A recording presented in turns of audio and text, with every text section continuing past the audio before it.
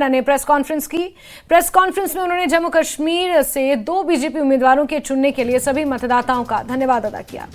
रविंद्र रैना ने कहा कि हमने कश्मीर की तीनों सीटों पर अपने उम्मीदवार नहीं उतारे, लेकिन इन तीनों सीटों पर बीजेपी समर्थित उम्मीदवारों को भारी संख्या में वोट मिले हैं। रैना ने कश्मीर घाटी और राजौरी पुंछ के मतदाताओं का भी धन्यवाद अदा किया। सभी मीडिया के मित्रों का भारतीय जनता पार्टी कार्यालय में हार्दिक स्वागत है। मित्रों, पूरे देश के साथ साथ जम्मू कश्मीर में भी भारतीय जनता पार्टी की 2024 के लोकसभा चुनावों में जबरदस्त जीत हुई है।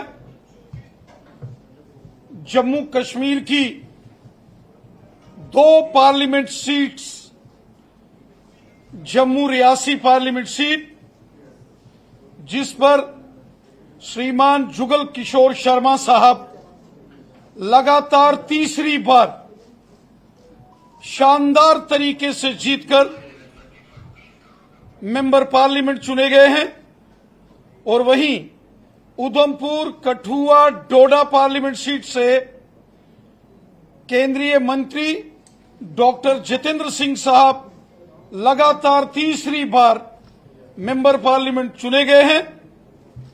ये भारतीय जनता पार्टी की शानदार जीत हुई है।